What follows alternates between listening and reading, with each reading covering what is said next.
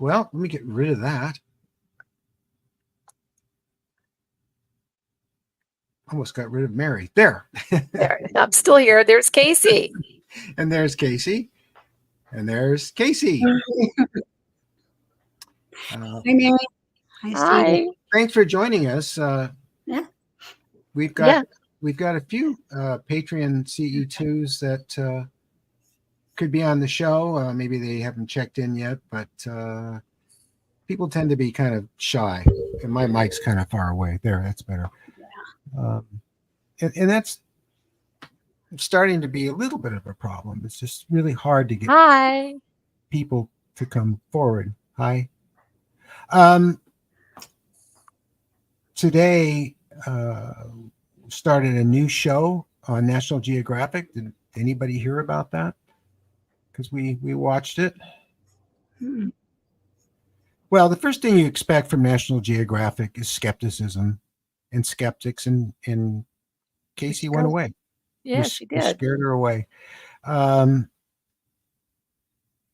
And, you know, like Nova, and I'm hoping they fold next, they tend to be like Neil Tyson. You know, you don't have any evidence, you don't have any proof. But there she is. The National Geographic was totally on our side, and it even surprised Whitley. I mean, while the show was running, I text Whitley and I said, "Do you know about this National Geographic show? It's on live right now, the first episode." And he's like, "Oh yeah, well them blah blah blah blah blah blah blah blah." But I said, "No, you don't get it.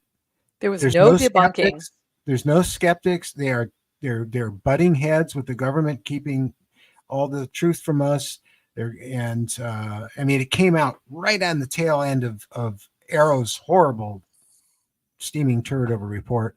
I love that expression. Thank you, the nice gentleman in Australia who coined that. And it was just amazing. I sat there dumbfounded that they were totally on our side, and you could tell they were a little angry because here they have all these amazing people from Dr. Jalen Hynek to many other notables in science and witnesses.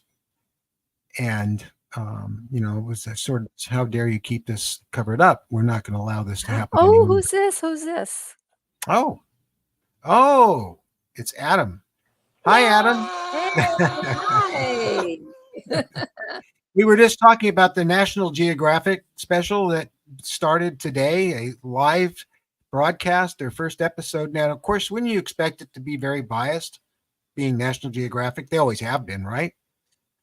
They completely changed. This was totally on our side, 100%.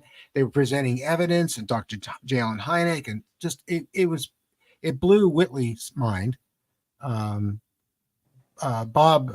Solis, he was on, and I texted him and I said, you might want to watch this. They're being very pro. And he said, oh no, they've done other paranormal shows and they're just trying to make money. And I said, no, you don't understand. This is not like them. You need to. He says, well, I haven't watched it yet. I said, you're on the show. I mean, I haven't watched it yet. So I had him go watch it. And Yeah, I sent him the link. He's been silent ever since because it kind of took it took a breath away, and wow. It's a sign that things are finally starting to change in our favor. When I say our favor, all of us who have known for so long that we are not alone, just to keep it simple. So, yeah. so welcome. Adam. Yeah, it's so cool to have you guys here. Yeah. And of course, I'm glad to be here especially with Casey and both you and Mary and Steve. So thank you for having us. Oh, absolutely. Well, you guys are kind of the ones that are jumping in the pool and saying the water's warm because we have others that could have been here tonight, and I think they're just very shy. Yeah. Well, that happens. Yeah. No, I mean, I jumped in the pool and immediately when I came on, I went, well, the water's not cold, so. Well, I'm kind of excited. Casey sent me something today. And is it okay if I share it? Oh, absolutely. It's yours. Okay. Well, I'm going to bring it up then. And welcome, Angelina. I don't think we've seen you in here before. And we had someone else new too. Was it Jamie? Okay. I thought. No, I don't think they were, Jamie. I don't. Maybe they are, but this one with Robert Solis, I think was just was new. I could be wrong. It said live. Every makeup artist had long hair in the 90s. Yeah. Oh yeah. Okay. I'm going to put this up. If you could tell us a little bit about this, Casey, it'd be great. Okay. I can't tell you a lot. She just came through, and literally so many of the beings are coming through now that I don't have the time to connect. So I connected enough to get a name. That name is pronounced Portabai.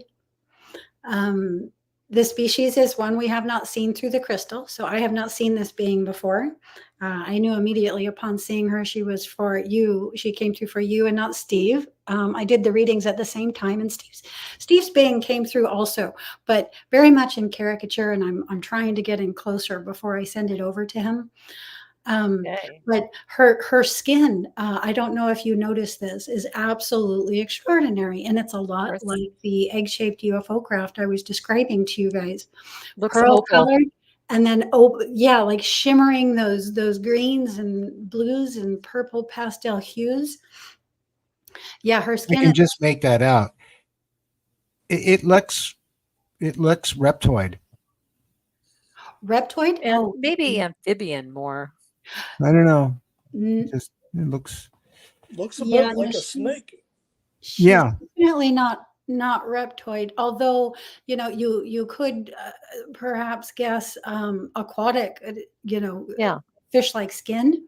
But I get a different idea. The idea that comes through to me with this being is a council. Yeah. Well, I could certainly use that. Maybe you Yeah, I can see those consolidate. colors on top of her head. Yeah, Yeah. and look here under her nose, Beautiful. like where the mustache Yeah, would go, you can see the colors really good there. Mhm. Yeah, she's wearing the sort of cape with the neck up, like a Mhm. lot of them do. yeah. What's You with kind of, the it looks Count like it's Dracula coming on out of her mouth there. it? A lot of She's people gorgeous, report that. whoever she I've never is. Yeah. seen that before. I did see one night when I found myself half naked standing on my street under a Give it street a light.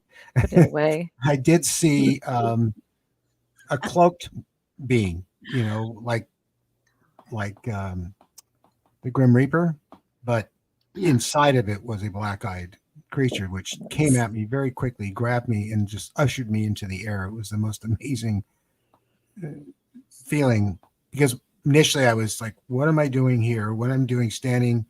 It was either my pajamas, or a lot of times I would just sleep in my underwear and a t-shirt. And so to find yourself the standing valley. on the street in the middle of the night under a street light like that is pretty terrifying, because what if the cops drove by? It would be it for me. It was lucky for me I was rescued by a creepy character in a cloak, a I've hoodie. never landed in physical space unclothed. However, when I do shift into what I simply call the etheric frequency bandwidth of our planet, it's always without my clothing. Hi, Lucy. Yeah. Uh-huh. Always, no matter where I show up, it's without my clothes. Lucy, I think Lucy's someone new as well. So Hey. appreciate you joining us tonight. So what did you think of the show? I mean, people really liked it. Amazing. So, I'm very visual. So when I'm watching something like that, like my vision penetrates it. And it was so much like when I was in the crystal, and a couple of the effects like just really blew my mind. Like when you did the effect over Shaw and did the ripples over Shaw's eyes coming through, I was just like freaking kerpow. Yeah, that was really good. Yeah, a lot of them really bowled me over. Hi, Ann. Thanks for coming. And Jill. Oh, and Jill's. Oh, Jill's here. Yes. Yeah. I can't see I anything. know it's very late for you, Jill. She's in the UK, and they're 8 hours ahead. Oh. I'm always consciously aware of that because of my late wife was from Great Britain, or actually she was Welsh, and so we were always conscientious of what time it was back home, as she put it. So. Yeah. Well, thank you for staying up so late to be here, Jill. She does. She's a trooper. She hangs with us. So, you got a lot of comments. It's well past 60 by now. That was I stayed up only had- to wee hours trying to answer them all. Oh, And I let you. I went to bed. yeah. My eyes are shot. We had very few bad guys. In fact, we only had one who complained about the music again, and we always get one of those that says, the music's too distracting. And it's funny, as we're watching National Geographic today, they had music all through it, as almost any professional production does. And I said, that music's really distracting. I thought you tagged the music. There was only one part that played piano, and there's something about me and piano that doesn't. I live with a music teacher, and our living rooms are just pianos, and they're constantly playing and teaching classes down there. Right. But when I hear, so it's just that when I hear piano music, not this, because it's fine, but when I hear it like overlaid on something, it just never strikes me right. But everything else was the mood of every one of the sounds was like just so perfect to the experience. I was just like, wow, that made me cry. Actually, I was getting teary listening to myself tell my story. Yeah. There were a few people that had tears last night. I think the music behind that had a lot to do with it, and it really did tag the actual feeling. Mhm. what I feel like inside, as it was happening, and the emotion that I still have was very well done. The one gentleman that you're mentioning, my goodness, one, he's a musician, he plays the violin, and he plays quite well, by the way, and so he's going to have a bias on music. And two, he's a young master. He looks like a teenager. So, he might be one of the new children that have come in, maybe even on the spectrum, you never know. Yeah. But yeah, so you just have to take all that into consideration, I suppose. Well, yeah, and he was the only one. And usually with every show, there'll be one person that says you just need to not have music, not have effects, just let the person talk. And as hard as we work to do these shows and make this channel a good channel, I hate to say this, but we know our audience and we know the public. And if you want to get other people interested in this subject who are on the fence about it and to take a serious look at them, you got to draw them in. And if you just have someone sitting there talking, you're not going to do that. Not very many. Yeah. You will get anybody like any of us. I'll watch a person tell their story. It doesn't have to be accompanied with music and stuff. Yeah. I like it to be entertaining. But it Yeah, doesn't no have- names. But that's just us. And it's very niche. And so the majority of them, you'll get them to pay more attention if you give them some sparkly effects and because they kind of, you have to consider that a lot of people don't have an imagination. They really don't, for some reason. I don't quite understand it, but they don't. And that was a real shock to me when I was a kid and I was told, not everyone has an imagination. They can't visualize things. So if you're describing something to them, they just hear what you're saying, but they really can't see it. So by doing visualizations and trying to make them close to what the person is describing, it really helps and it makes it more interesting for them. And you get more viewers that way. And then those viewers listen to the content and they learn something from it and then they get involved. So yeah, for most people, I think that's true for most people. I enjoy just listening to people tell their stories. Lectures are what I enjoy the most.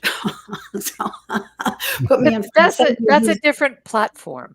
Yeah. But just very, very few people, and it's always a hit and a miss. I mean, so as soon as you don't put in music, you should have put in music, because when you do put in music, you shouldn't put in music. It's always a hit and a miss. Yeah. Thank you, Ann, and thank you, Rusty. Yeah, I think we just gotta live with that. And Jamie. Do as thou willst. And yes. It's your creative project. Yeah. Apologist. Thank you. Yes. Love is the law. And I appreciated every bit of it, by the way. I put no attention whatsoever into my appearance. So I'm mousy colored. I wear no makeup. I wear gray and beige and white clothing. You know what I mean? Not a lot of color. So anything you do to spice me up a little bit, I appreciate it. Yes, but you emanate that glow. Yeah, what about that? Now, that you were watching the chat last night? Now, this is something I wasn't. I was actually glued to the screen. So okay. Yeah. No, so, the day before, I told Mary that we use two cameras. A lot of people think we just use one because I got an email from someone thinking we used one camera and your camera's not set right and your lights are too bright. It looks like she's in a dentist's office. And I said, well, for your information, we shot with two cameras. One's a Blackmagic and one's a Panasonic. Both are really high-end, expensive cameras. We were using the same exact lighting as we used for every single person so far on the show. There had been no changes there whatsoever. The white balance, ISO, everything was all set the same. But for some reason, you were very hot, very, very bright. And if you look at the rest of the room, it's not. If you look at the background, it's not. If you look when you hold your crystal up, it's not. But you were. And I said, this is very odd. And I checked both film footages, and the Panasonic, which is set on auto, unlike the Blackmagic camera, which is a professional cinema camera, The other one's sort of a news camera, and it was set on auto, and it just doesn't get it wrong ever. But it had the same problem. And I just thought that's really odd. It's like you're almost glowing a gold kind of color. And so we talked about that, and then the show was going along, and we're watching the chat because we'd seen your episode many times by that point. Yes. Reviewing it over and over again before we air it. And people started to notice it. But they didn't say that you were overlit. They said they could see your aura. And you could see it. They were saying to the left, but it was also to the right. It was all around you. And I was telling Whitley Strieber about it this morning, and he wants to see it, but he's in the middle of writing a book, and he's obsessed right now. But he was fascinated by the fact that we actually probably, it looks like, caught your aura on camera. And that's, that's as good as going out and getting some UFO footage. I mean, how often do you get someone's aura appearing on camera? And the reason I really think that's what was going on is because we had 5 other people in front of the camera before. It never happened with any of them. Yeah, I know when it happens and how it happens. And I knew I was having to concentrate down into myself to, just sort of wing and condense the material I had compiled. I'm like concentrating down into myself and like, okay, what do I leave out? What do I leave in? And then I would just, whatever flashed in front of me, I would start talking about.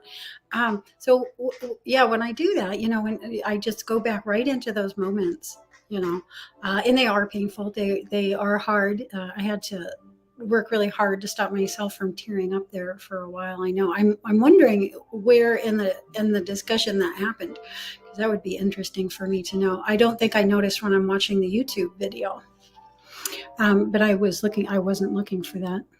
Excuse me. I hear piano in the you? Background. Oh yeah, that's okay. They're playing piano downstairs. Oh, okay. And of course, we would love to have your help. Thank you so much. So anyway, that was remarkable. That happened, and it makes me wonder, will that happen again with other people? But your particular case and the way you're working with the crystals and the way you go out of body and stuff, I think has contributed a lot to that. Whereas just us mere mortals get taken and probed and thrown back in our beds, and what'd you think of that, human? So. No, I get that too. The fact that it still happens is curious to me. The one experience I have that is the most traumatic, the fact that it is still happening at almost 60 years of age, blows my mind. I mean, I have not processed it yet. I cannot open my eyes in that experience. When they come for me, I'm always terrified to the extreme. Yeah. So, yeah. And, that's one of the reasons that I was, really looking forward to going up and seeing you and Mary. I could feel that was what was coming to the front of what I needed to start vocalizing, because it needs to be processed. There's more to my service than mentoring in the OBE or teaching meditation or, the crystal work. There's more. And if I don't invoke it, I have a good feeling I'm going to lose my voice. Because it is that I am one of the speakers. And I know that people don't necessarily cotton to that idea much on some platforms, but that's what it is. So, we are who we are designed to be. We have to do what it is that we came here to do. So there is no stopping that. And I'm really looking forward to it. I realized I was a vocal channel before I realized anything else. And the fact that I have not been able to get it on has a lot to do with what I can't process in this experience. Yeah, I've seen a lot of different beings, but I will tell you, I've never seen the Greys, but I do feel that they are the ones that are behind this traumatizing experience. Yeah, and they're not the only ones who put me on the table. Yeah. A lot of beings have put me on the table. One of them was really interesting. His name was Sabata Knight. How about that for a name? Mm. Call him Seb because it starts with CEB. But yeah, he's like white as paper. He does not look like anything that's usually rendered, of white beings or tall white beings. But he was like this. He was very tall and white as paper. In fact, aside from the white as paper, he could have been Earth human. Oh, well, and the height was a little bit extraordinary. But I mean, picture me with paper white skin and no hair, no body hair whatsoever, and maybe 2 feet taller. And you've got Seb. Huh. Oh, Yeah, or at least how I saw yeah. Seb. Yeah. It's always traumatizing when you're on the table. I mean, you realize you're naked, you realize you're not in your bed all of a sudden, and you're just like, oh God, it's happening again. And Mm-hmm. it's like, okay, where am I? And that experience, I could actually open my eyes, but he was hanging out like sort of in the periphery, so I wouldn't see him immediately. You could, I could sense he was giving me the time to acclimate to where I was with my eyes open in that experience on a table. And then right there before it ended, and this was a very long OBE that started out, very differently. But what I'm realizing by the time I'm on the craft on the table is that this is where we were the whole time. The rest were projections, Mm-hmm. And he was appearing Earth human in those projections. But he was trying to get me to take off the filter, the visual overlay I was putting on top of everything. That's sort of when it all started. And me realizing I was putting visual overlays, onto my experiences so that I could, handle them, learn to handle them. Yeah, my visual overlay was a butcher block. Butcher blocks aren't supposed to move. No. You had some really interesting stories to read, Adam. Yes, Adam with the muton. Well, thank you. Especially the one about your daughter. Oh, geez. Oh, that poor girl. I just hope she's okay. So it runs in the family with you as well. Yeah. Well, I haven't heard these stories yet. Adam, do you want to just relay it real quickly? What's happening? Well, sure, yeah. I mean, I was in a previous relationship with a, former partner, and she had a, what would you say? Not a phantom pregnancy, but, pregnancy that ended, pretty soon on. And some odd years later, whenever I married a different person, I was with my, stepdaughter, and she, we went, we had like a family night together, and she went to bed and I went to bed, and, halfway through the night, I noticed aura coming through the house at the time, and, in comes my stepdaughter, who looks like my stepdaughter, glowing bright. The light was emanating from her, but it wasn't like, like a pure white light being. But, I heard it within myself, I'm your real daughter. And I broke through some paralysis. And whenever we touched the image, the experience ended. And next thing I knew, the next morning, my stepdaughter was coming in. And I was like, did you come in last night? And she was like, no, why would I? Wow. And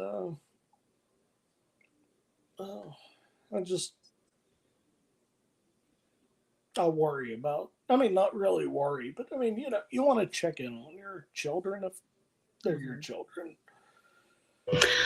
That story, while you were telling it, made me think of something. Have you ever noticed when these experiences are happening, if the color of the sky, of the night sky outside has a like a red or pink tinge to it? Oh, right on the nose. Right on the nose. Big time. Big time. Anytime I look outside and the night sky has that pink or reddish tinge to it, I know I'm in for it.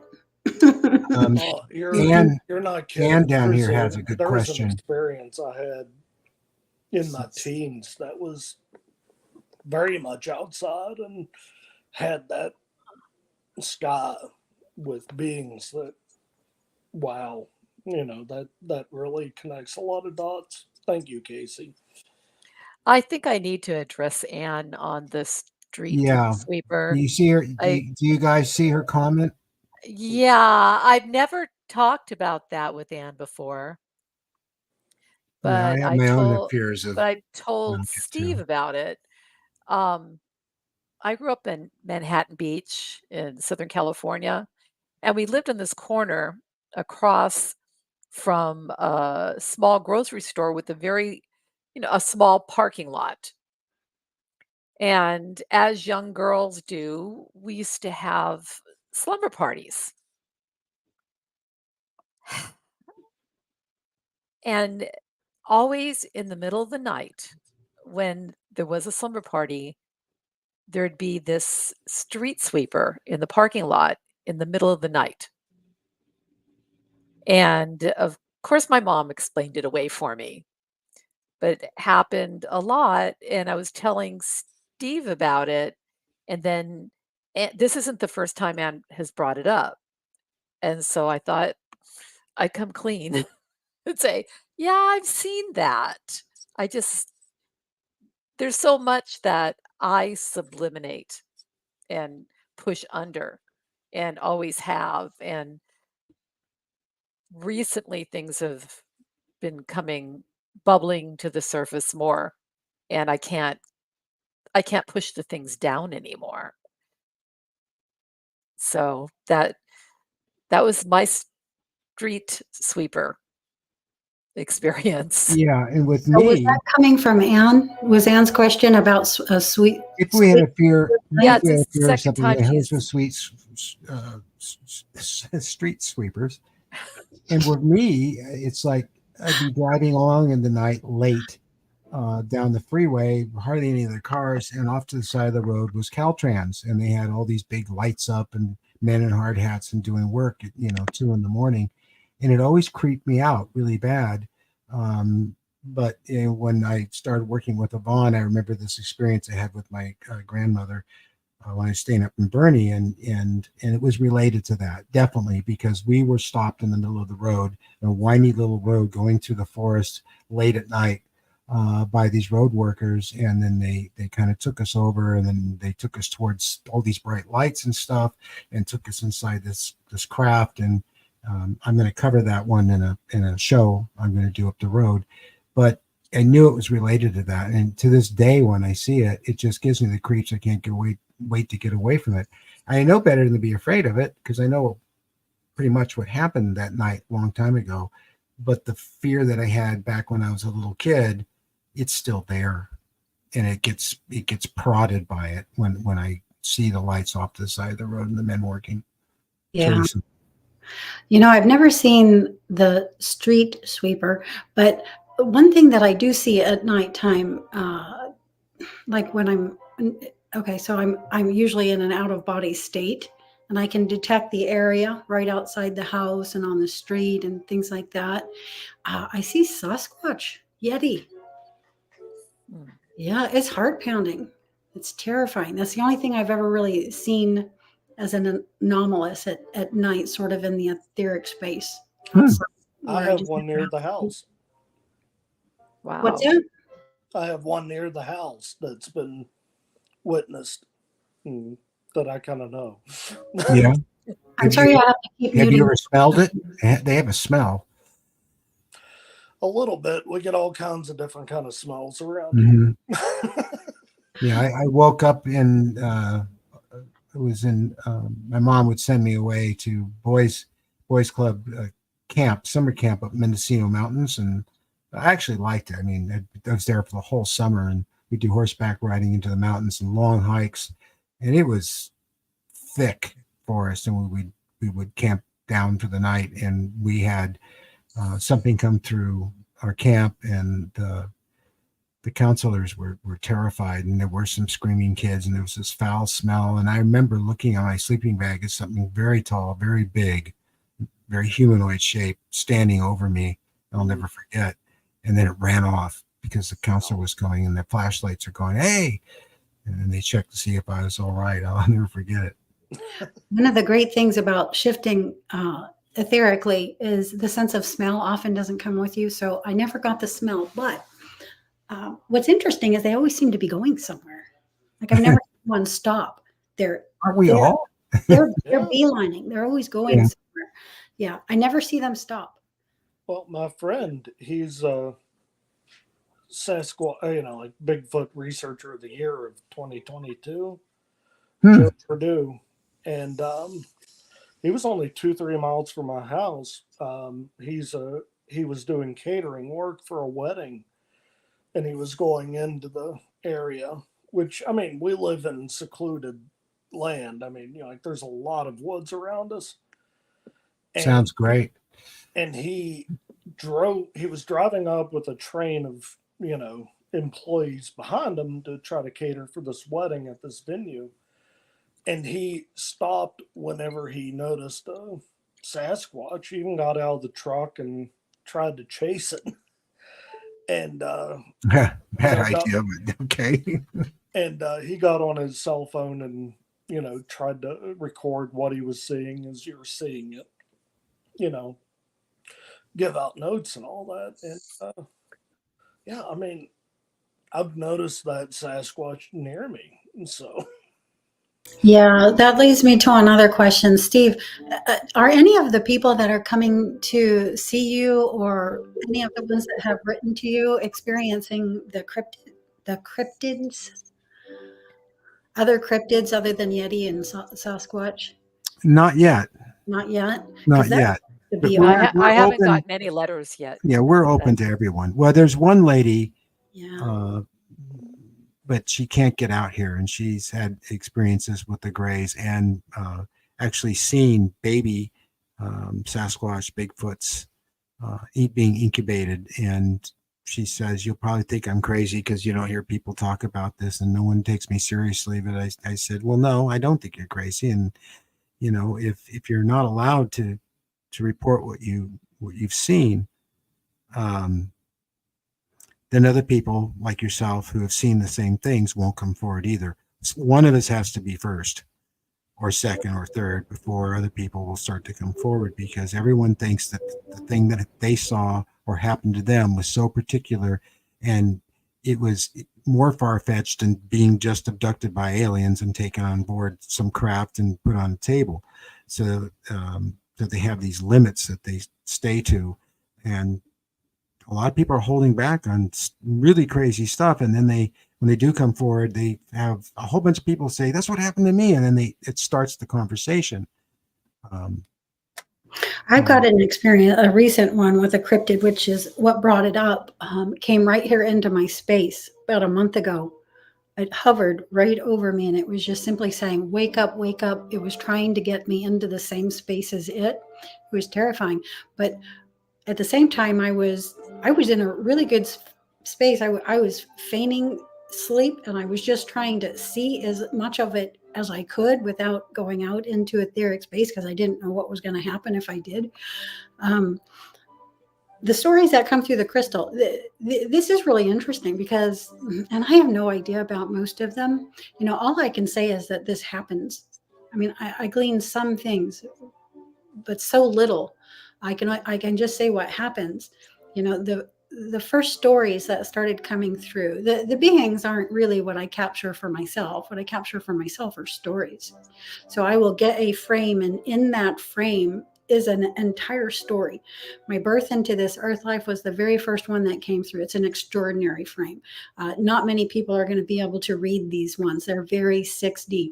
So if you can't see where a being overlaps with another being, you're really not going to see where everything happens in the exact same space. It is sectioned out. you can see this conical headed ET male face to face in an eye lock with what looks like a human female. And it's very clear that, or at least to me, the feeling, you get the feeling of Atlantis. With that, you can see my Earth mom and dad like way in the background, so light in the background. It took me months to even be able to see they were there. I would occasionally work with the frame, and then I'm like, am I really seeing what I think I'm seeing there?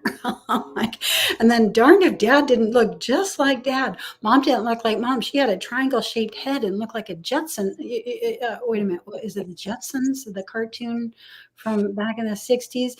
Yeah, she looked like Jetson's mom. Yeah. But with a triangle shaped head. But clearly it was dad, which helped me know that was mom, and then it was me as an infant baby, just born. I was sleeping belly down on a pillow, and coming up from the pillow, you see this ET being. And I've learned his name is Saif. And then up in the corner is somebody that I know online. I don't know this gentleman whatsoever, except for online. He's a member in an OBE group that I used to talk in a lot. And the interesting thing is his last name is Kish, the land of Kish, Sumeria, and that whole thing. So I know that was sort of the idea that was meaning to come through to me in that. But after my birth into the earth life came the Titans. Literally, you could see them coming out of rocks. Phenomenal. And then after that was indigenous Indians and Sasquatch with a Sasquatch baby. That was the next story. And then was there a story? Oh yeah, and then of course the story of the Anunnaki, which I had never heard the word Anunnaki. There were some symbols in there, clearly like one of the entities was reptilian like, clearly the other one was more angelic like, and there was this portal in between, and I just typed these words into a word search, and the Anunnaki comes up, and I'm like, wow, that was quick. Nothing but things on the Anunnaki. And so I started reading, and yeah, it matched the stories that were coming through the crystal. I received story after story after story. That was the largest download I got.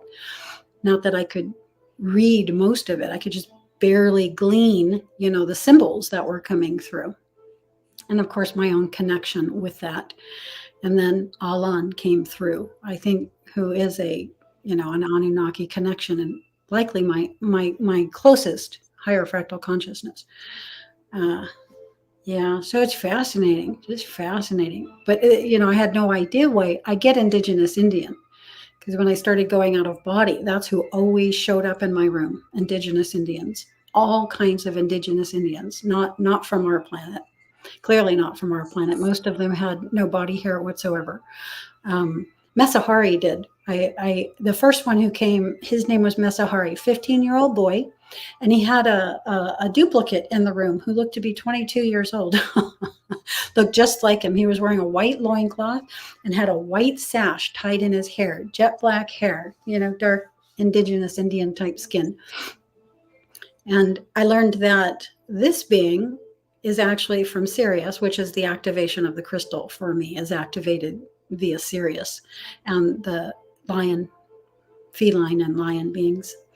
They're who first activated the crystal, and they were who came through, for years and years and years. And every year during the Lion's Gate, of course, they come through and they activate the solstices and equinoxes in the crystal for me, so that, it's very active through the crystal during those times of year. But yeah, that being was from Sirius, and it incarnated twice in the exact same form. That's why I saw him as a 15-year-old boy and also as what looked like a 21-year-old man. Just fascinating. But why indigenous Indians? Like that I don't get. I keep asking, why indigenous Indians?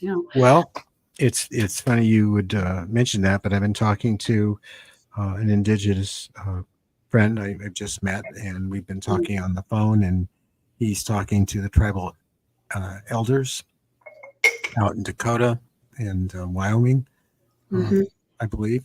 And what they tell him, and they are planning to come on our show, What they tell him is that the indigenous tribes here in the United States on this continent were brought here by the Star People, that they're originally from, and they truly accept this and have taught this and handed this down over the years. And that's one of the things they want to talk about, but also they have a warning.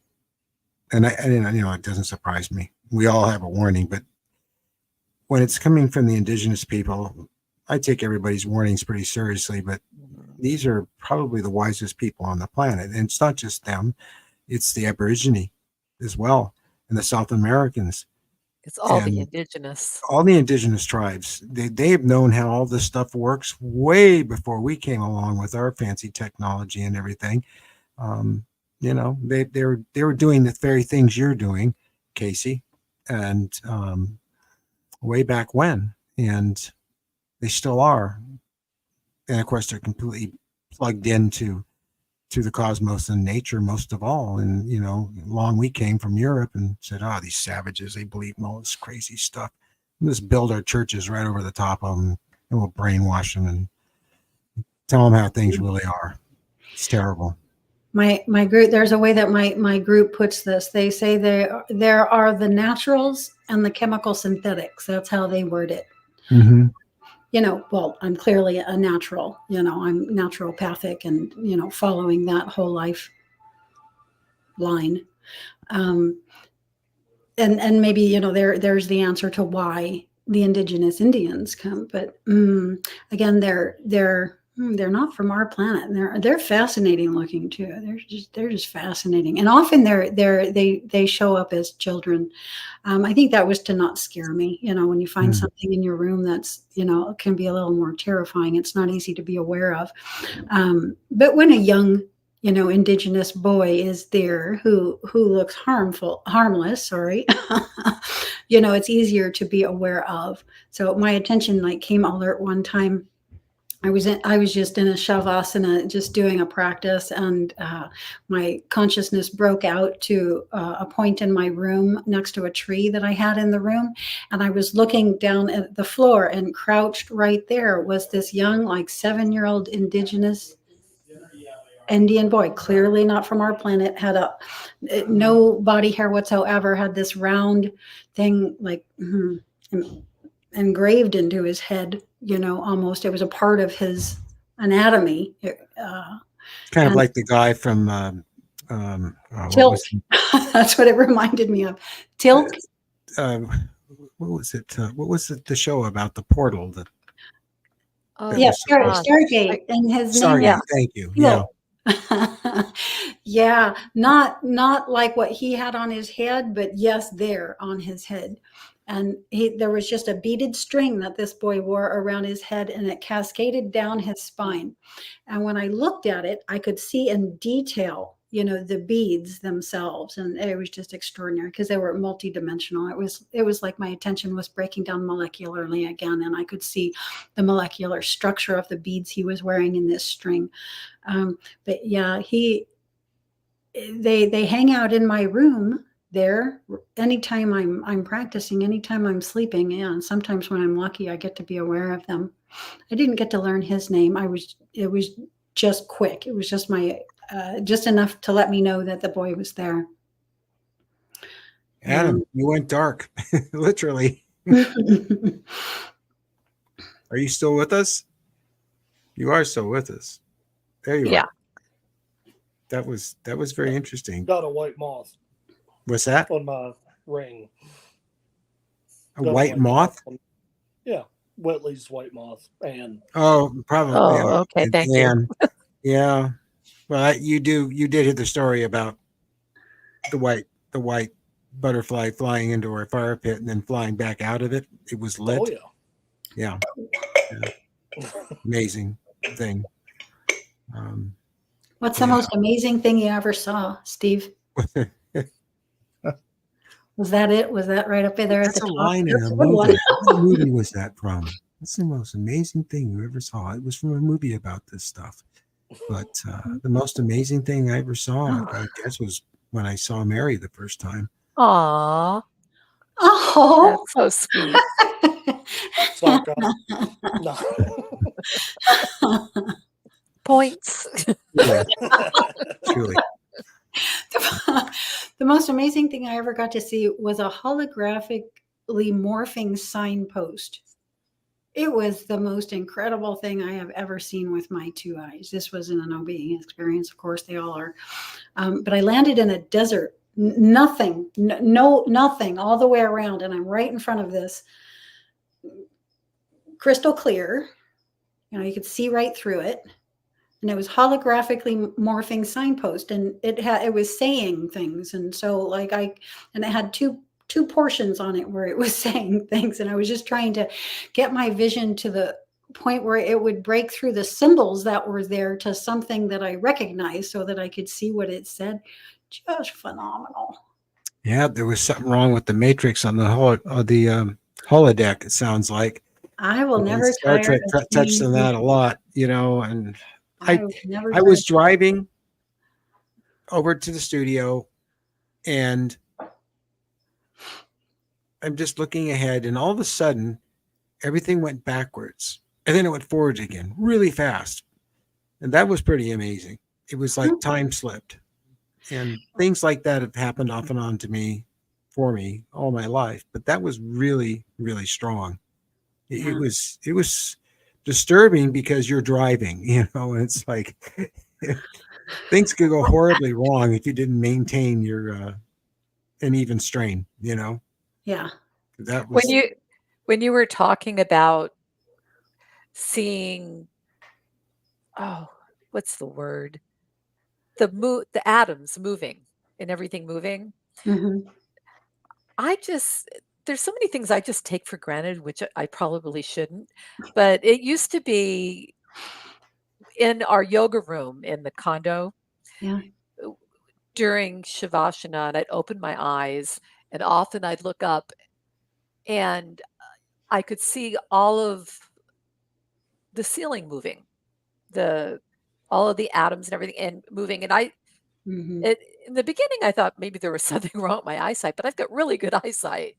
you're welcome, And Jen. but it happened all the time. So I just started taking it for granted, you As know? natural to you as your breathing. Yeah. The thing that happened for me in 2009 wasn't anything that wasn't happening before. You know what happened in 2009? I began cognizing the things I never actively cognized prior. My cognition turned on. And So I was re, just like re, re, you. All of these things I just took for granted. It was like my breathing. re, They re, always happened. reframe what you mean by cognition. With my conscious mind, I began gleaning what was happening. Whereas before, because it was no big deal, it's just way back there in the back of your awareness somewhere. I started cognizing it with the front of my attention. Holy cow, what is that? Well, it's almost impossible to be laying in Shavasana and not look up and cognize it. But what do you do with it? Well, I mean, I just accept it as part of my yoga. see, sitting in the awareness of it or laying there in the awareness of it, Mhm. very different than cognizing it. Because with your Okay. cognition, you're going to ask questions. With your awareness, not necessarily so. You may just be in the awareness body of the experience itself, which is how I experienced it until 2009. And then I started using my frontal lobe. Okay. I began cognizing these experiences. You know, I didn't just let them happen and then let them pass to the back of my mind like a dream forgotten. You know, I started keeping them at the front. And keeping them at the front, you see more of what's going on with your conscious state of attention. Mhm. Yeah, which wasn't happening before. I didn't question anything. Nothing was odd. Nothing was odd. Well, Everything was just it's still normal. it is all natural. When I'm in Shavasana, I don't open my eyes, Mary. Everybody. That was the thing I You didn't don't. realize. I didn't realize that these things weren't happening for everybody. See, again, that's something I cognized in 2009. So, oh, something's happening with me that's not happening with other people. Well, That's true. They what? don't see. And then you start asking questions about it. And because now you're in the question frame of mind with your conscious state of attention, the answers start coming to you. And as direct experience, that's, that's basically what started happening. Well, that and the Kundalini, which is a story in itself. I question people every so often. It started at an early age, but I asked them, what do they see when their eyes are closed? And they would say, well, they'll think for a second. So, well, it's black. You don't see anything else? No. And it came as a shock to me because ever since I was a kid, whenever I close my eyes, even now, I see all kinds of geometry and patterns constantly, and they're purplish kind of colored. Mm-hmm. Things aren't perfectly black. Everything's kind of got this purple edge to it, and they're very geometric, but sometimes they're random and they're almost organic. Yeah. What will happen when I'm meditating, my eyes are closed, is that it will suddenly clear like I'm going through a cloud, and things become photographically real, absolutely crystal clear. And I'm flying over landscapes, and I'm on different worlds, and sometimes I will be just on my back looking at the stars, and I see the stars just like I'm out there, and I see all kinds of things. And so, I was finding from people when I was a kid that they didn't do that. They look at me funny, so I just kind of didn't talk about it. And then when I became an adult, I'd ask again, and people would say they just see black. They just see black. That's it. And I just like, and then we had someone new over here, Jason. Some don't even see the black. And he told me just sort of innocently, not knowing that when his eyes are closed, he says, you see all those patterns and everything. I said, wait a minute. Not everybody sees that. Did you know that? He says, well, no, they don't. I said, no, they don't. It comes as a complete surprise. You're the first person to tell me innocently that you're seeing something you thought everybody saw just like me. So there's something to people who have that ability and have that sight, because I can literally go back in time or do, and it's actually very scary when it becomes blatantly vivid. It's like, how can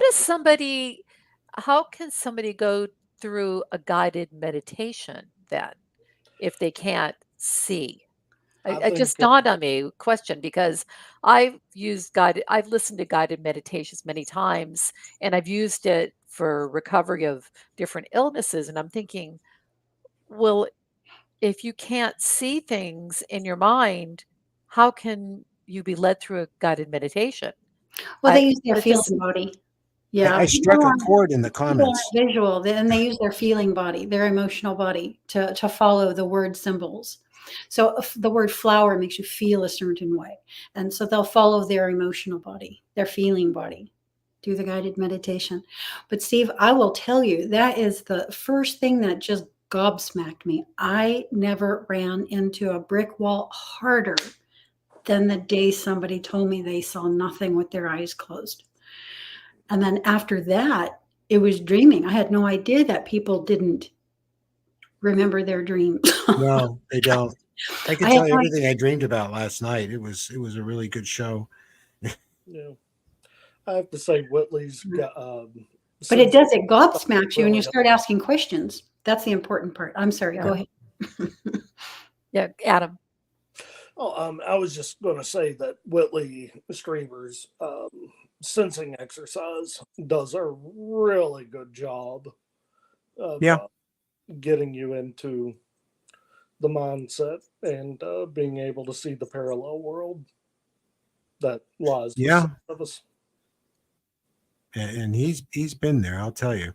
It's right now he's typing away, and he's told me he's working 7 days a week, 16 hours a day on his new book. And the book, bless him, he didn't want to go into detail on because he didn't want to give anything away. And he said there's never been a book ever like this written before. but in my mind, and I didn't say that to him, but Whitley, you always say that about in every book you've ever written is something that's never been written before, but that's Yeah. okay because I'm looking forward to it. I I always didn't know enjoy Whitley was going up here. to Can I his say books. hi? What's that? Said I didn't know Whitley was here. Can I say hi? No, he's not here. No, No. he's like I said, he's working right He's now. working. And yes, he Oh, told me today he wished he had more time. I told him about your show and the fact we caught your aura, it looks like, and he was very interested, but he's when he's writing, I'm surprised he even takes the time out to talk to me. Hmm. You know, as I said to Mary this morning, my God, he's taking time out to talk to this mere mortal. Hi, I this miss is Whitley him. Streeter. I'm a very serious guy, except when I'm making jokes.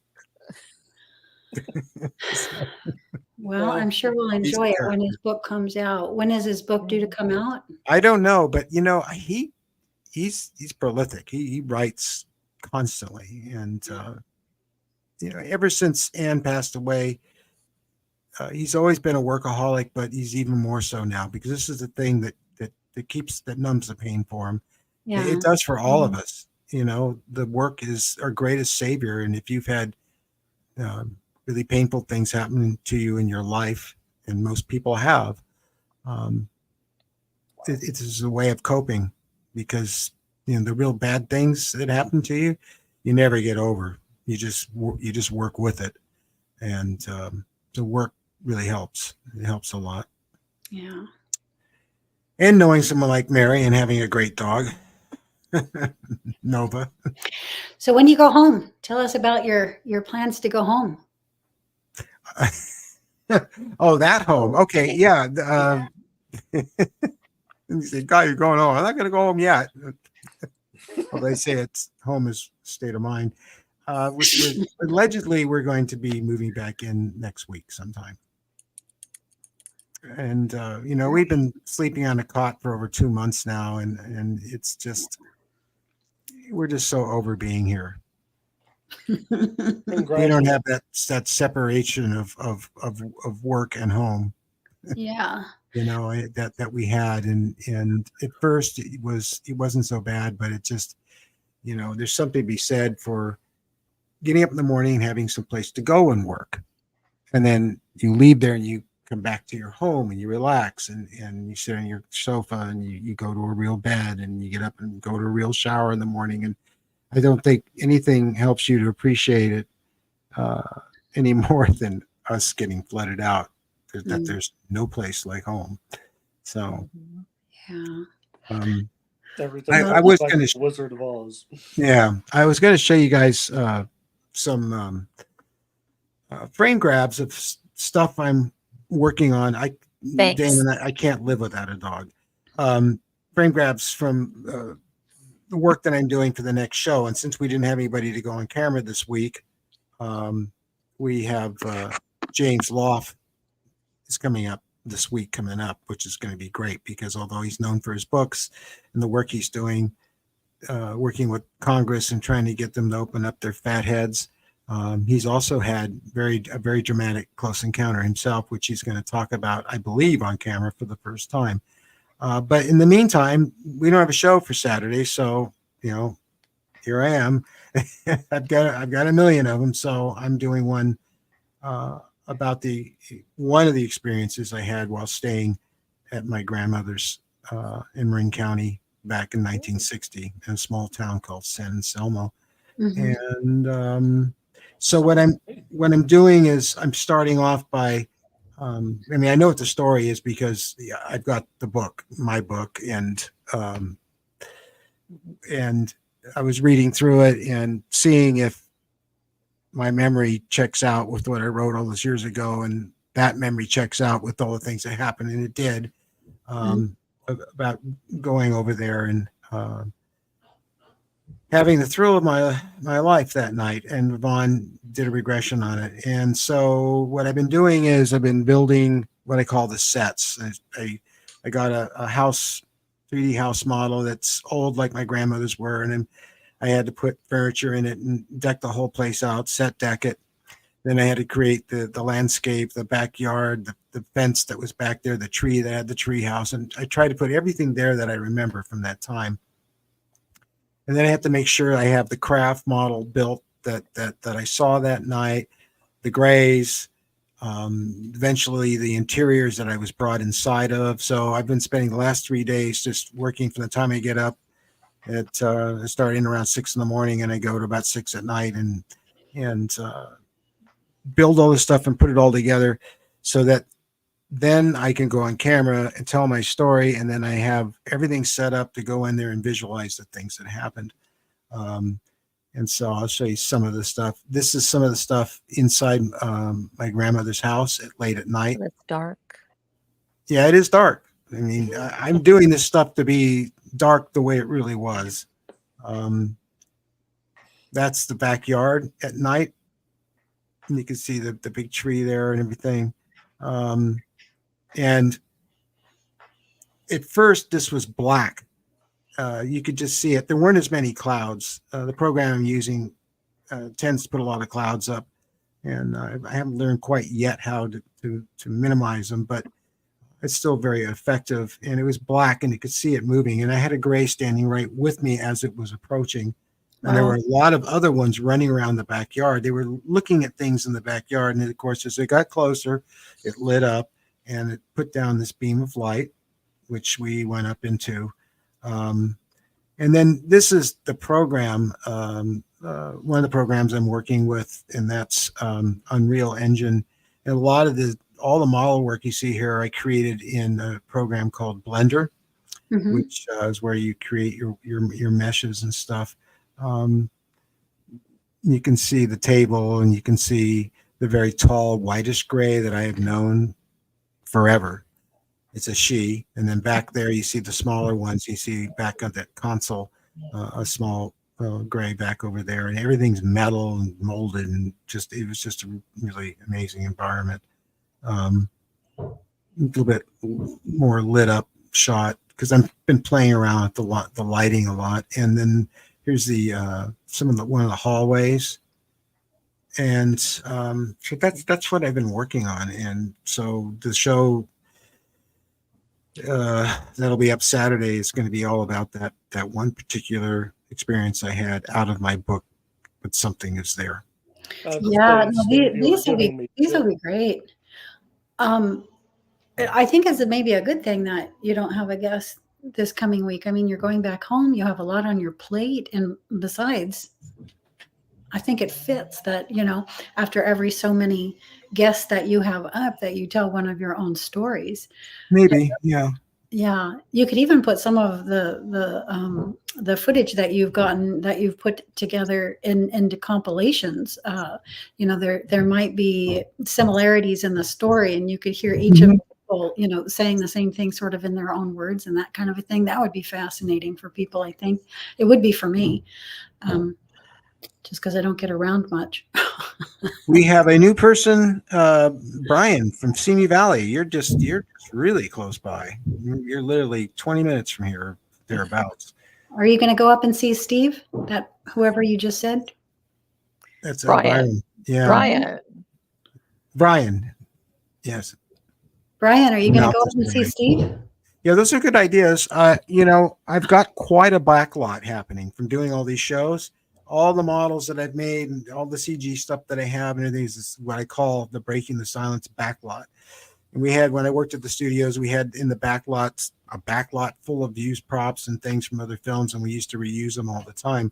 Yeah. So, and since so many people that have seen the Grays have seen them looking like the artwork I've done for all these years, it's very convenient. Although there are many different types of them.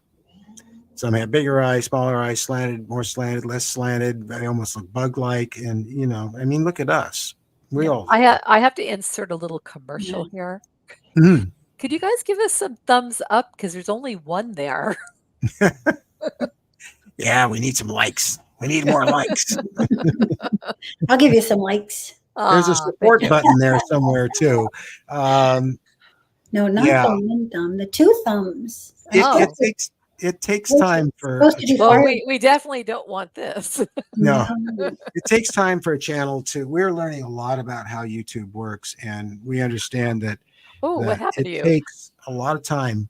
It won't show it. It's fireworks. Oh, Ah, I have a virtual background up. I forgot it won't show. oh. Anyway, it takes a long time to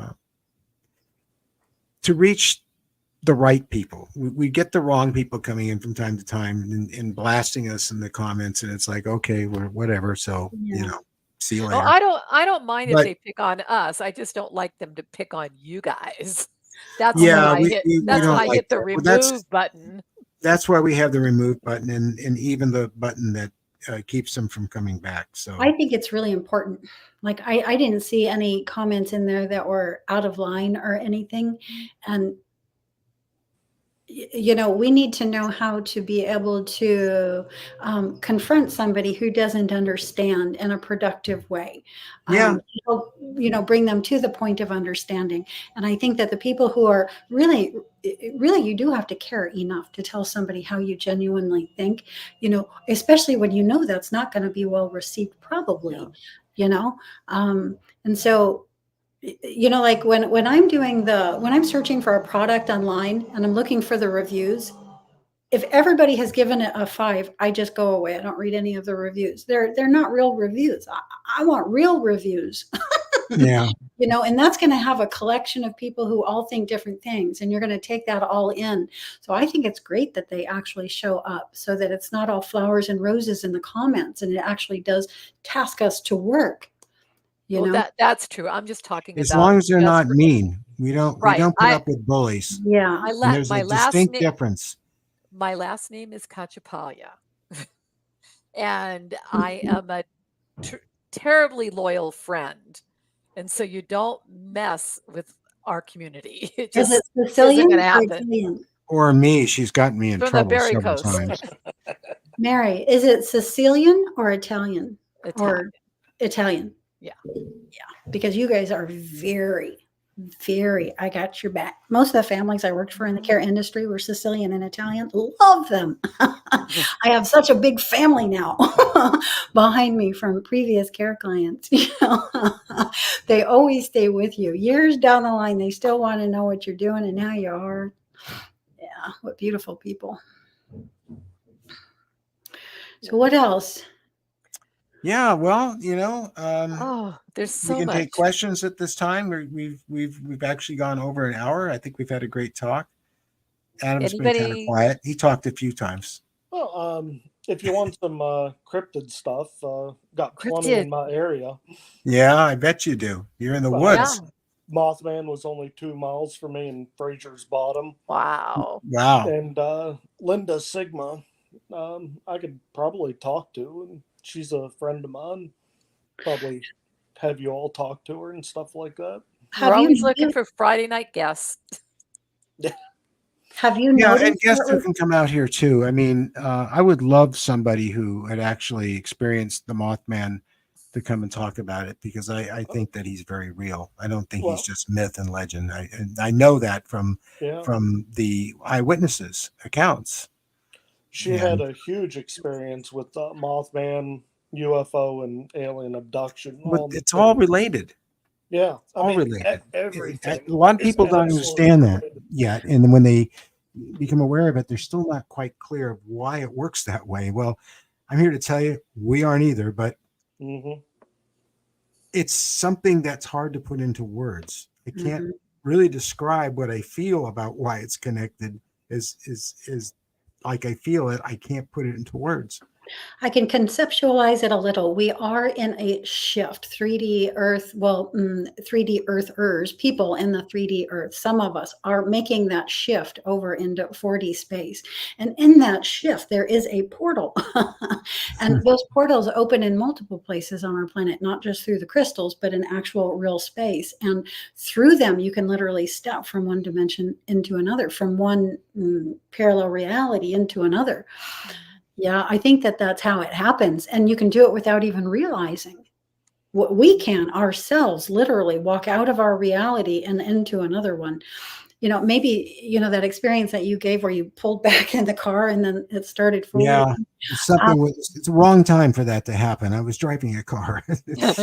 Yeah, but Yeah. things like that. I have one on the clock that was like that. That was so blatant. My group is like, look at the clock, and I look at the digital time numbers on the clock, and I very clearly saw what they read. And then I went back to work, and I was working, and I looked back at the clock, and it was like 20 minutes in the past. It was like. And they kept doing that with me. You know what I mean? They did it like three or four times, and I'm like, get out, But that was one of the things. They were literally shifting me from one place to another place. Although I'm still one frequency space to another frequency space. I'm still right there in what appears to be my room, but in different realities where the time was different. So please, not while I'm driving. Yes. That's the scariest thing, is losing time while we're in the car. That one time, Steve. Yeah. That was the scariest, because from one freeway to all of a sudden being on an entirely different freeway. I think it was from the 5 to the 101. It's about to go over to the pass, and it was like we were heading to Whitley's house, because that's and it wasn't where we were going. Yeah. So you ended up in a place other than where you were actually going. Oh wow, that's never happened to me. And you just in the middle of the day, weird feeling in the car, just like sober. Yeah. Yeah. No drugs involved. Nope. No. Yeah, No. well. No. No, we were going to Berman's to pick up some supplies, and all of a sudden we're on the way to Whitley's house. It was just we even bizarre. called him and told him about it. We just had missing time, and we ended up on the way to you, and we couldn't explain it. And it was too weird. It just sort of rolled off him, because he talked about that to me today, and just said that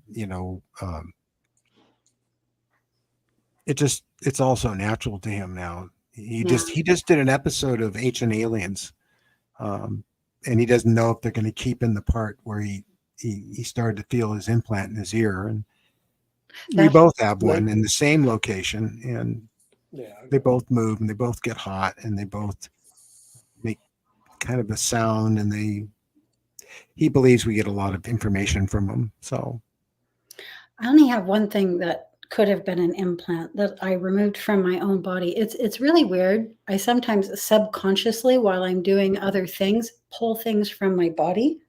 Just my hand will start scoping, and I'm not even aware that I'm doing it. And one time I did it, and I pulled this diamond-like thing out of the side of my foot. And well, that could have been a corn, I thought to myself. I didn't even think anything of it when I did it. And I just sort of tossed it into the room as I'm going about what I was doing. It wasn't until that's typical. 3 days later, I did the same thing. I was not aware that I was even doing it, not even aware that I was, scraping at it and pulling it out of my foot, and pulled the same darn thing out again. And that's when I thought, wow, okay, well, that might have been something. But this is way before my experiences started happening. Right. So I was cognizant. A lot of people will sneeze out a piece of metal from their nose, and their first impulse is to go ew and throw it away into the toilet, and it just drives people crazy. You threw it away, my God! But I did that myself, and then afterwards you go, oh, what am I doing? It's almost like that's programmed into you. If that happens, you're gonna get rid of that thing, because we don't want anybody to have any proof of what we did. Casey, Damon had a question for you. Can you see that at 7-Eleven? No, I can't see any other questions. Oh, hit the comments on the side up there. Have you ever experienced being somewhere like a street, and it's the same street, but the structures are altered? That's for you, Casey. Oh, okay. Have I ever been somewhere where it's the same? Well, not in 3D, not in our space. No. Yeah. Sounds like a Jim Morrison song, but I can relate to it. But I have a question that I have to ask you, Steve, because I don't have the opportunity to talk to many experiencers, and especially those who feel strongly like their experiences are happening in 3D physical space. I know, because I was taken through a process of consciously shifting out of body almost nightly, almost daily over the course of 4 years. So I really got to see what happens. Um, the big thing for me was the shift. I could cognize the internal working of the shift, not just the locations. And because of that, I held synchronous states, awareness of myself in multiple locations, usually as many as 5. I realize when my experiences are happening, my brainwaves have shifted. I am housing a new frequency. That frequency is what I simply call the etheric frequency bandwidth. And yes, that can be of our very own planet. It looks just like physical space. It doesn't feel just like physical space, though. You can tell there's this extra feeling energy to it, this extra feeling tone. It always feels like there's someone right there with you. You know? And so are you 100% sure that you are not shifting? No, I'm not. No. And, there's a lot of physical evidence left behind in my experience quite often on my body. But the etheric body is work when the etheric body is worked through. That's physical, but it doesn't mean that you still can't be affected. Okay, so the etheric body and the physical body are intrinsically linked. You cannot separate them in the same way that you can't separate your breath from your body. They're linked, but they're on different frequency bandwidths. Does the breath affect the physical body? Yes, it does. Does what is done to the etheric body affect the physical body? Yes. You can't work with the one without working with the other. And if the beings were coming down into 3D physical space to do this work, this would be a huge intrusion. This would automatically imply nefarious agendas because 3D physical space is a personal planetary curriculum. Okay, we are on our own planet. We are on a curriculum where we only learn to work with the others that are on our planet. We haven't graduated yet, to the galactic sphere where we're having to deal with beings on other planets. We're on our own. And so the only reason for the ETs to come down into 3D physical space, there's only 2 reasons to do it. One is annihilation, and 2 is to take over the planet. Neither of them are good, and so dominion. I mean, it would be for dominion. So the only time I can garner that we're working with positive ETs, and I know that we are, is that we ourselves have graduated out. And we're in that graduated space now, and we're having experiences in that graduating space. It's a bleed over between the one and the other before we finally get fully into the other. We're in that bleed over area when these experiences are happening, or at least this is what I've come up with.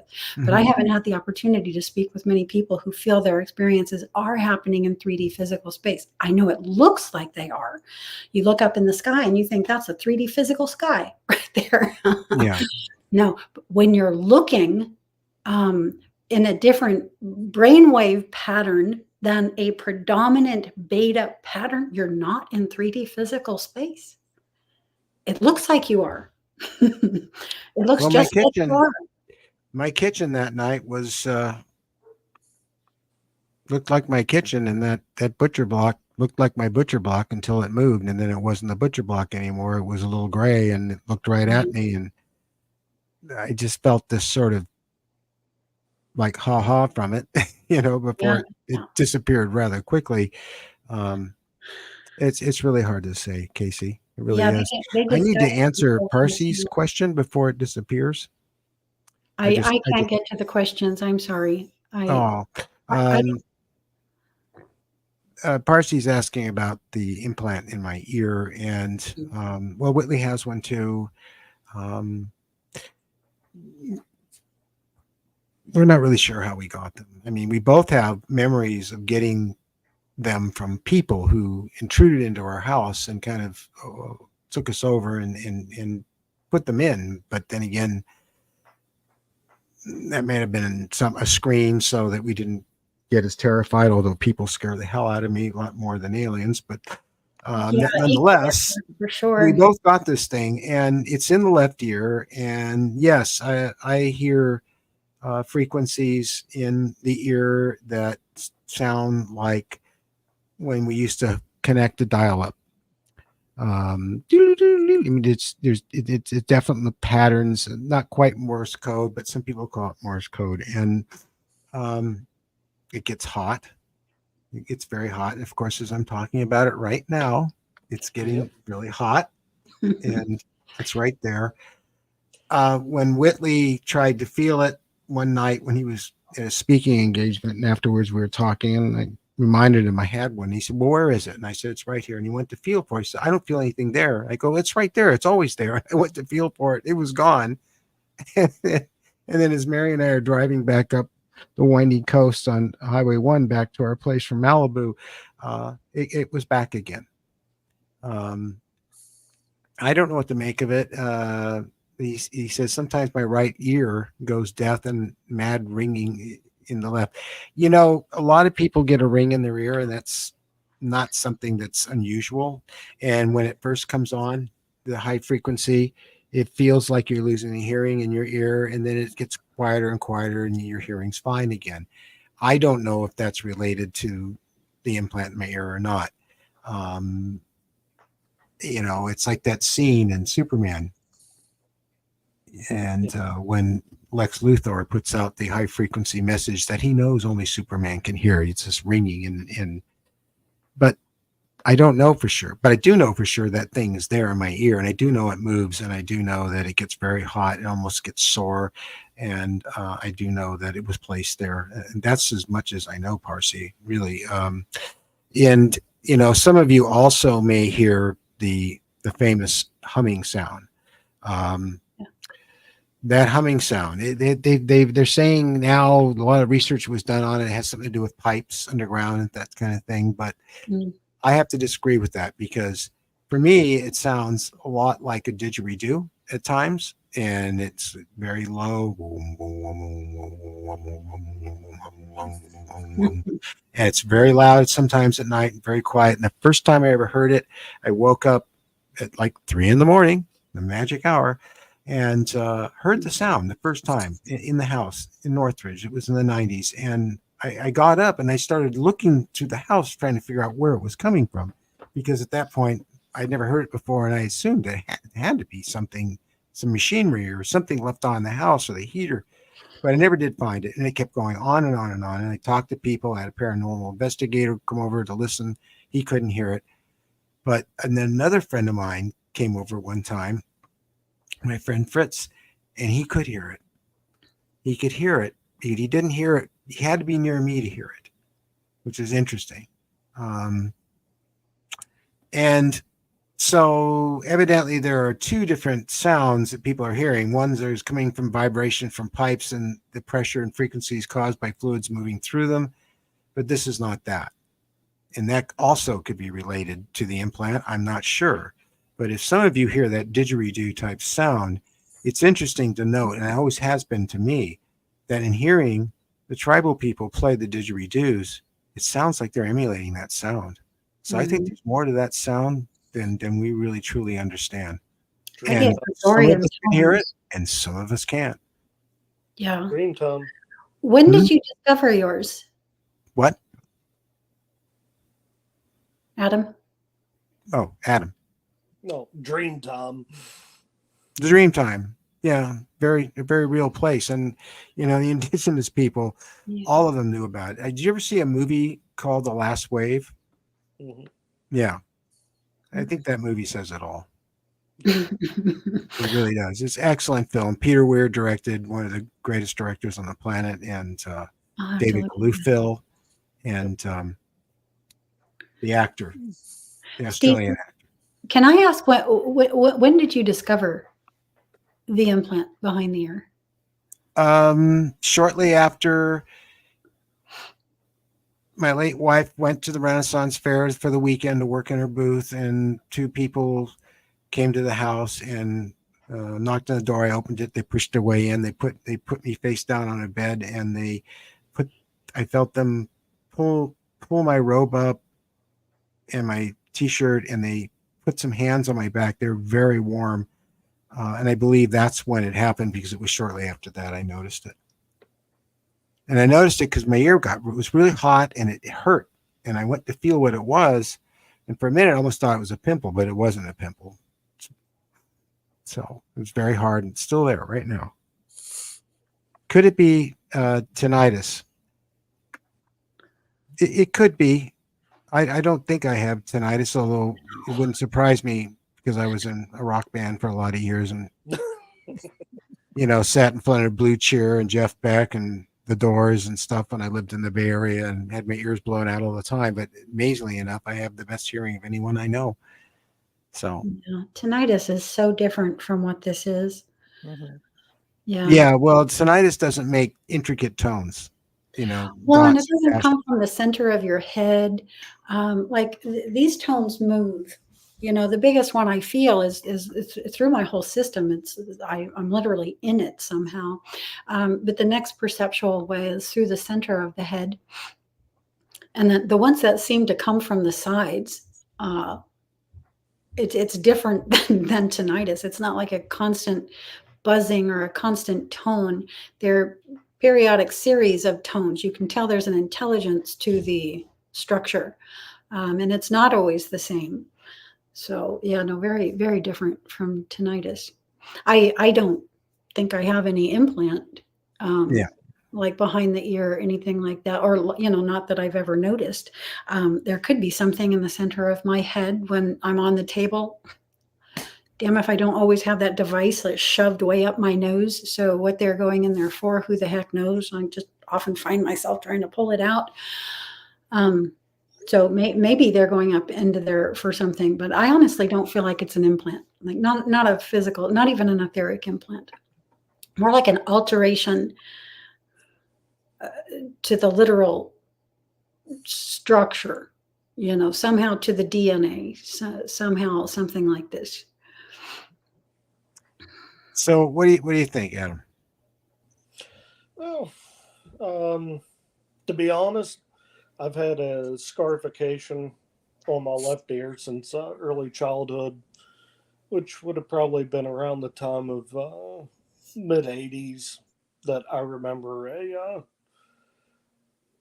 being taken to the doctor and a machine was puncturing my ear for some unknown reason. And a machine? Yeah. Like a little handheld machine. Not at the doctor's. At the doctor's. Why would... You don't know what was going on? No, but I have scarification at the back of the ear. How old were you? The ear, much like what Steve and Whitley talk about. My ear will get warm and stuff like that. You thought it was the doctor. Exactly. Oh, okay. Gotcha. And can you hear the sound of your brain? Oh, yeah. Have you ever asked other people if they can hear the sound of their brain? I know better than to ask most people. Well, because I was in high school and my friend Mike in high school looked at me. He says, "Steve, can you hear the sound in your brain?" I said, "Yeah, I just thought it was me," because you're dead quiet. This is before I could hear hums and things. Just there's this sound, and it's a frequency, and it's electrical, because our brains are electrical, and you can hear it. Well, I mean, I remember, you're not really hearing it. Exactly, and I mean, But you do, and it's in the center of your head. Oh yeah, I mean, I remember in elementary school hearing the sound, but also kids behind me sitting in desks asking me, "Why do you have your left ear pierced?" And it's just been just a lifelong experience of being asked why your ear is pierced, and me hearing sounds whenever I know it's not tinnitus or anything like that. And yeah, well, you should have lived in California. No one would have asked you that question. Yeah. No, we heard plenty of good music, but not like California. Yeah. I think on a lot of I was referring to the shifts.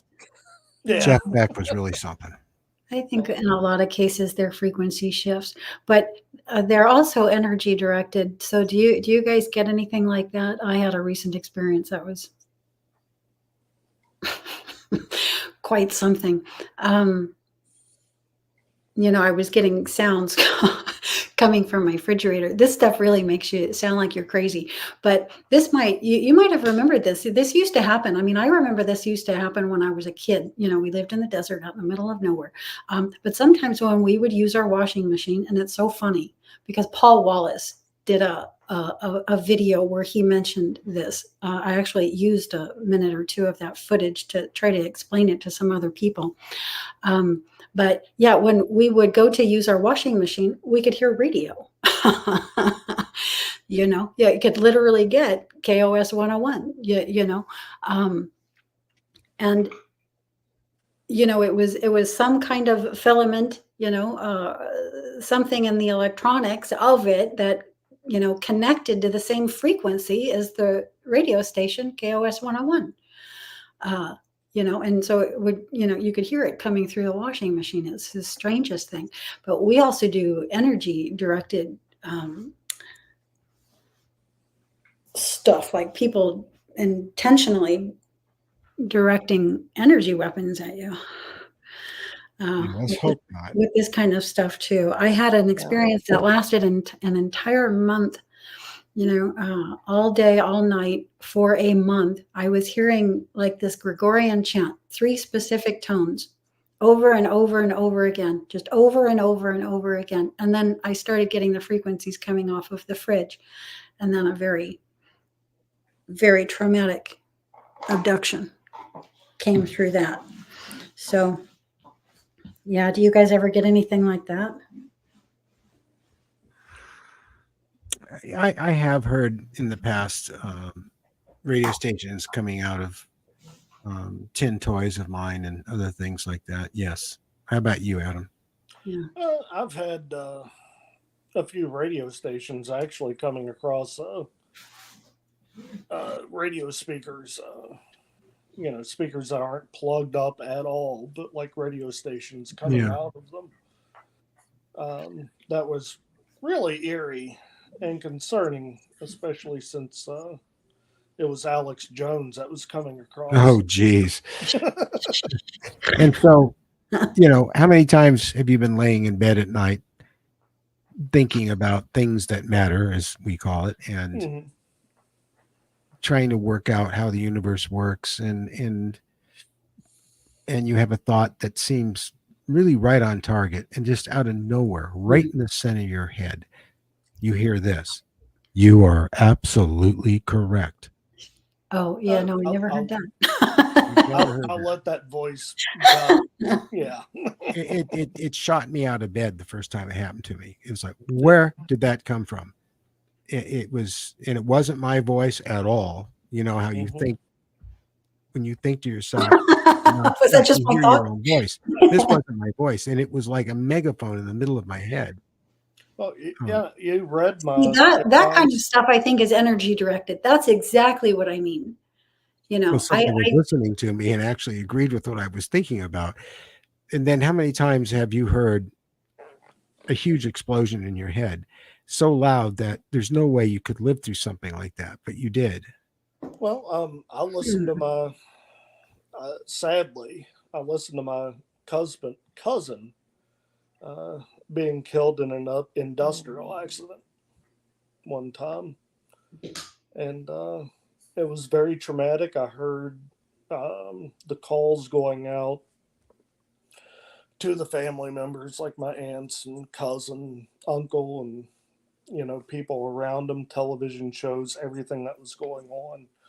I heard this stuff for several hours until we were contacted at my home, and I mean that was more traumatic than any of the visitor encounters. I mean that was in my teenage years, and just really something Sad. And my cousin was killed on his birthday, which was the day before my own mother's birthday. So everything went to hell that year. Yeah. Been there. It's just Wow. So you're actually planning to head out this way at some point. going to pass through hopefully within the next 2 months. Yes, correct. Wow.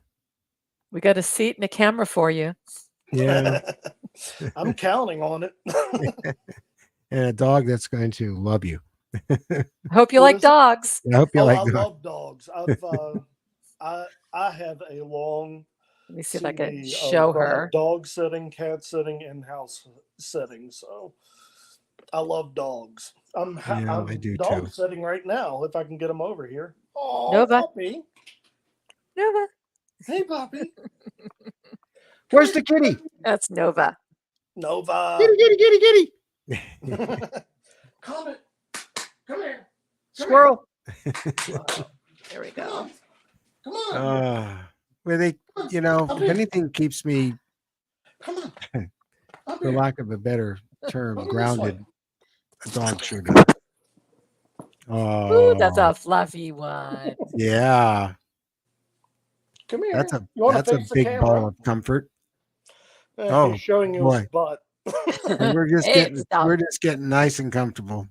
Oh, you know it. Wow.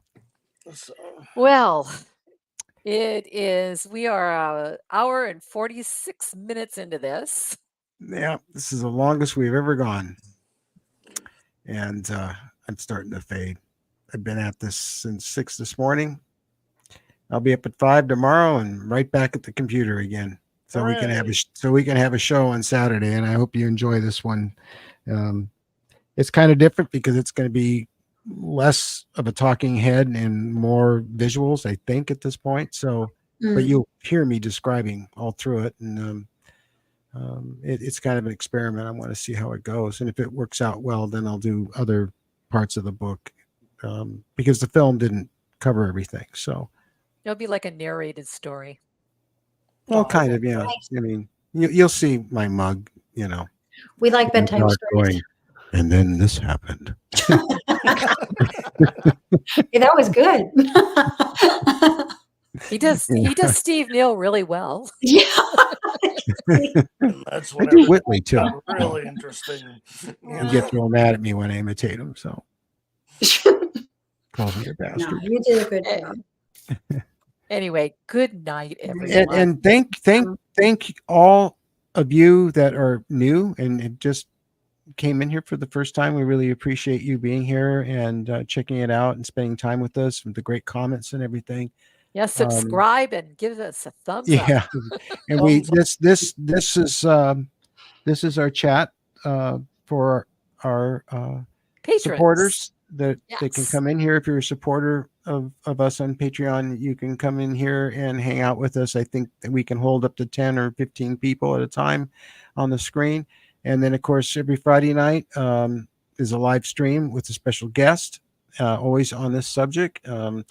And then, of course, every Saturday night, we have a film series, Breaking the Silence, where we don't interview, we allow people like Casey to tell their stories about their experiences with the unknown, the paranormal, aliens, UFOs, whatever you want to call it. And soon Adam. And soon Adam, yes. So he can tell his story. So thank you so much. And thank you guys for popping in. Yeah, anytime. Yeah, you're very brave. Me. Okay. Thank you. All right. Casey. Well, we're going to sign off. Yes. Good night. I'll put our feet up for a while. And we love you all very much. And can't wait to see and spend time with you again real soon.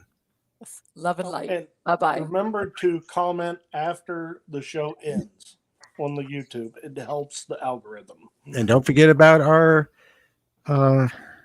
Discord too. Oh, yeah. We have Discord. All right, you guys. Good night. Night. Night.